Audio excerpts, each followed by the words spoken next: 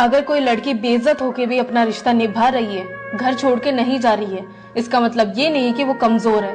इसका मतलब ये है कि वो उस घर की इज्जत को बनाकर रखना चाहती है। तू अपनी खूबियां ढूंढ, खामियां निकालने के लिए लोग हैं ना।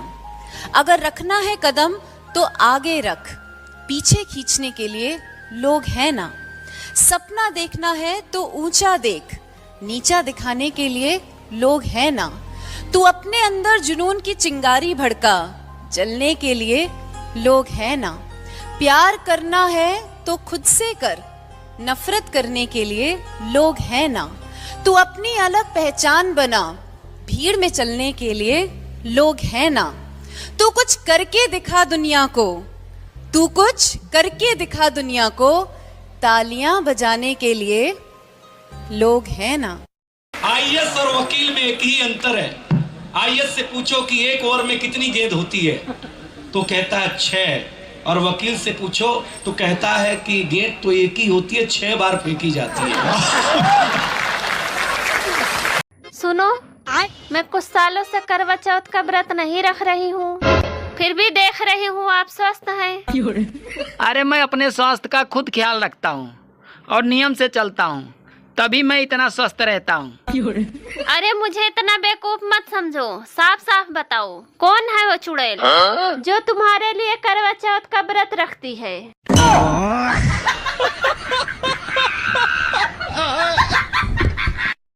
तुम बहुत पढ़े लिखे हो ना, बताओ नरेंद्र मोदी का क्या नाम है? पहले ये बताओ कि जो उत्तर दिया हमने आप समझ पाए? अरे यहाँ बहुत हल्ला कर रहे हैं सब। नहीं, आप हल्ला नहीं हो रहा है, आप सुने नहीं। हाँ, सुन लो, आपको तो पूछना था, सुनना थोड़ी था। वो एक और कुछ छुट्टी चाहिए थी, पहुंच गया छुट्टी चाहिए। बोले किस लिए चाहिए? बोले जी मेरी शादी है। अब इस पे तो कौन मना करे थे। बोले अच्छा कितने दिन की चाहिए? बोले तो लुगाई देखने के बाद पता चलेगा। आई मैं सोनीपत गया, मुझे एक पता ढूंढना था जी, गंदे नाले के पास कच्ची बस्ती। तो मैंने एक बुजुर्ग आदमी से पूछा, मैं कहा ताऊ जी ये गंदा नाला कहाँ है? बोले क्यों, साफ करेगा? पूछ लो पता। अच्छा गंदा नाला तो मैंने सूंघते सूंघते ढूंढ लिया। और गंदे नाले का मुझे एक बस्ती भी दिखाई दे गई। तो मैंने एक बुजुर्ग महिला से पूछ लिया, माता जी कच्ची बस्ती यही है? बोली दीवार में सिर मार के देख ले। और अब तो स्थिति जब से ये नीरव मोदी, ललित मोदी सब गए हैं, जब बड़े परेशान है बेचारे मोदी जी, बड़े दुखी दुखी बैठे थे। वो गांधी जी पहुंचे, बोले क्या हो गया? बोले 2 मोदियों ने ये मोदी सरनेम से भरोसा उठवा दिया, बहुत दुखी हूं। गांधी तो महिला में और पुरुष में एक लाइन का अंतर है, एक लाइन का। पुरुष इस कान से सुनता है, इस कान से निकाल देता है। महिला दोनों कान से सुनती है और मुंह से निकालना शुरू करती है। हाँ, गलत कह रहा हूं क्या? कि शुगर खाने में मजा देती है, लेकिन अगर हो जाए तो फिर सजा देती है। मैंने अपने दोस्त से कहा, यार आपकी बीवी आपको इतना डांटती हैं, चीखती हैं, चिल्लाती हैं, फिर भी आप सहन करते हो, ऐसी क्या लाचारी है? तो दोस्त ने कहा, क्या बताऊं यार, मेरे बीवी को डॉक्टर ने मीठा बोलने से मना किया है क्योंकि मुझे डायबिटीज की बीमारी है।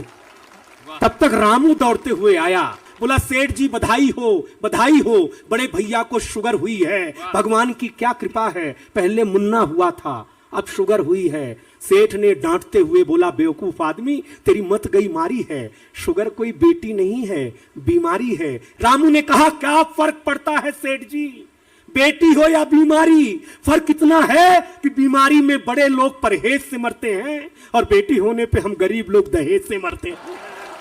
वाह वाह वाह वाह वाह।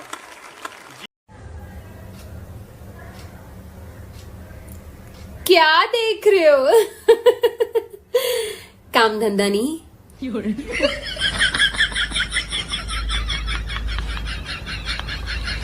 वो हरियाणा के गांव में स्कूल के पास ही शमशान घाट था। तो गांव में कोई मरता, स्कूल की छुट्टी हो जाती, तो बच्चे बड़े खुश, बोले सही जगह स्कूल है।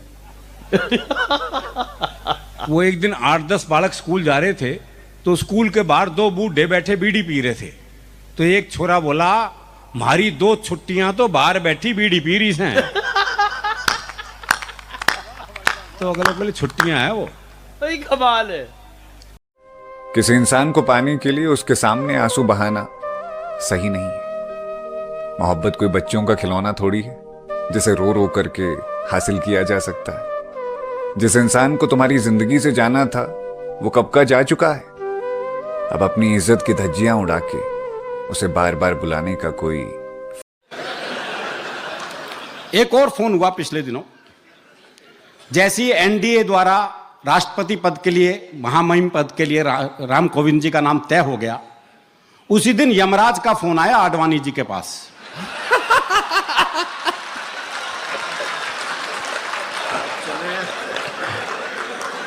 बोले अब चले या कोई और बहाना बच रहा है।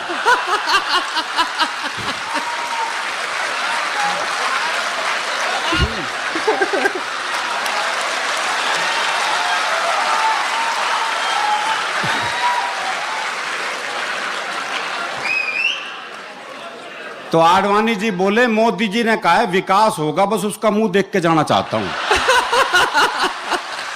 बहुत अच्छा। मैं अब किसी से नाराज नहीं होता, जरूरत ही नहीं पड़ती है। जब कोई बात मुझे खटकती है या बुरी लगती है तो मैं एक बार बात करके देखता हूं। अगर सामने वाले की तरफ से बात की उम्मीद ही नहीं है तो मैं उस बात और इंसान दोनों को छोड़ देता हूं। मैं अब किसी से नाराज नहीं होता। एक बार लक्ष्मी जी का वाहन उल्लू उनसे रूठ गया तो लक्ष्मी जी ने पूछा, अरे क्या हुआ, क्यों मुंह लटकाए बैठे हो? तो उल्लू बोला, अरे आपकी सब पूजा करते हैं मगर मुझे कोई नहीं पूछता। तो लक्ष्मी जी मुस्कुराकर बोली, अरे आज से हर साल मेरी पूजा से ठीक 11 दिन पहले तुम्हारी भी पूजा होगी। उस दिन उल्लू भी पूजे जाएंगे और तब से लेकर आज तक दिवाली से ठीक 11 दिन पहले करवा चौथ मनाया जाता है। जब हम कभी किसी को अपनी परेशानी बताते हैं ना तो हम नहीं चाहते कि वो उसका कोई हल निकाले। हम चाहते हैं वो बस सुन ले हमारी बात को, क्योंकि कभी कभी ना बस सुन लेने भर से बहुत कुछ ठीक हो जाता है। उसके पास ना एक जादू है, वो जब भी मुस्कुरा भर लेती है मेरी दुनिया में सब कुछ थम सा जाता है। वो जब कोई बात कहती है तो सुनते रहने का मन करता है। वो रूठती है तो लगता है जमाना रूठ गया मुझसे। ऐसा नहीं है कि मेरी दुनिया में लोग नहीं आए पहले, पर उसके आने के बाद से सब कुछ बदला बदला सा लगता है मुझे। इस दुनिया के लोगों की बात अद्भुत होती है। वो एक साहब ने तो अपने जीते जी दोनों आंखें दान में दे दी। मैंने कहा भाई साहब दोनों आंखें दान में दे दी, अब तो बहुत तकलीफ होती होगी। बोले अपने को काहे की तकलीफ है? तकलीफ तो उसको होगी जिसको वो आंखें लगाई जाएगी, क्योंकि रोजाना एक बोतल पिए बिना तो खुलती ही नहीं है।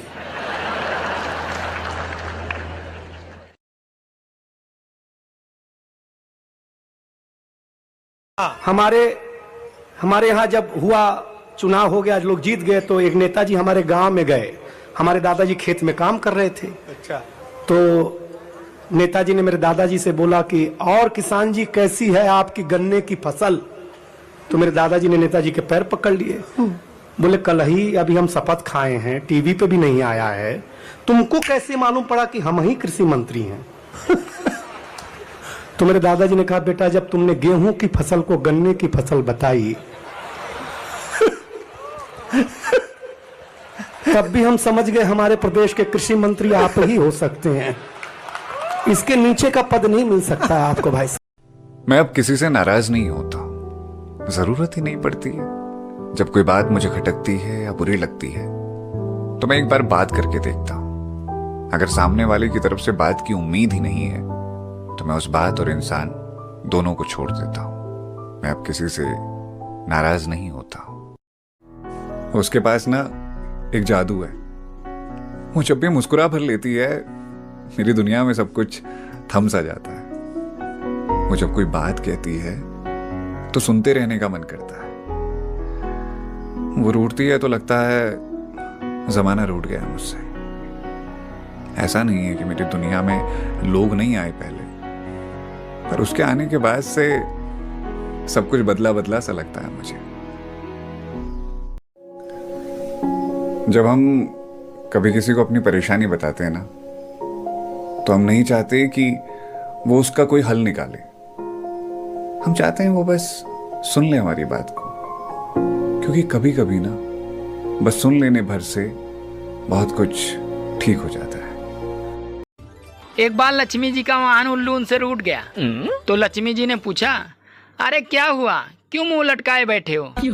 तो उल्लू बोला, अरे आपकी सब पूजा करते हैं मगर मुझे कोई नहीं पूछता। तो लक्ष्मी जी मुस्कुराकर बोली, अरे आज से हर साल मेरी पूजा से ठीक 11 दिन पहले तुम्हारी भी पूजा होगी। उस दिन उल्लू भी पूजे जाएंगे। और तब से लेकर आज तक दिवाली से ठीक 11 दिन पहले करवा चौथ मनाया जाता है।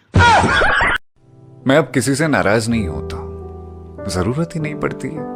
जब कोई बात मुझे खटकती है या बुरी लगती है तो मैं एक बार बात करके देखता हूं। अगर सामने वाले की तरफ से बात की उम्मीद ही नहीं है तो मैं उस बात और इंसान दोनों को छोड़ देता हूं। मैं अब किसी से नाराज नहीं होता। वो हरियाणा के गांव में स्कूल के पास ही शमशान घाट था। तो गांव में कोई मरता, स्कूल की छुट्टी हो जाती तो बच्चे बड़े खुश, बोले सही जगह स्कूल है। वो एक दिन 8-10 बालक स्कूल जा रहे थे तो स्कूल के बाहर 2 बूढ़े बैठे बीड़ी पी रहे थे। तो एक छोरा बोला, हमारी 2 छुट्टियां तो बाहर बैठी बीड़ी पी रही हैं। तो अगले बोले छुट्टियां हैं वो, कमाल है। एक और फोन हुआ पिछले दिनों। जैसे ही एनडीए द्वारा राष्ट्रपति पद के लिए, महामहिम पद के लिए राम कोविंद जी का नाम तय हो गया, उसी दिन यमराज का फोन आया आडवाणी जी के पास।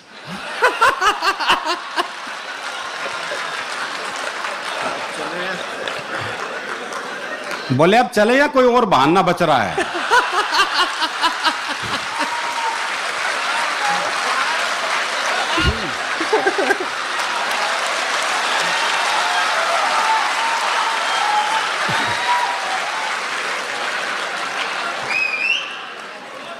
तो आडवाणी जी बोले, मोदी जी ने कहा है विकास होगा, बस उसका मुंह देख के जाना चाहता हूं। बहुत अच्छा। किसी इंसान को पाने के लिए उसके सामने आंसू बहाना सही नहीं है। मोहब्बत कोई बच्चों का खिलौना थोड़ी है जिसे रो रो करके हासिल किया जा सकता है। जिस इंसान को तुम्हारी जिंदगी से जाना था वो कब का जा चुका है। अब अपनी इज्जत की धज्जियां उड़ा के उसे बार बार बुलाने का कोई। क्या देख रहे हो? काम धंधा नहीं।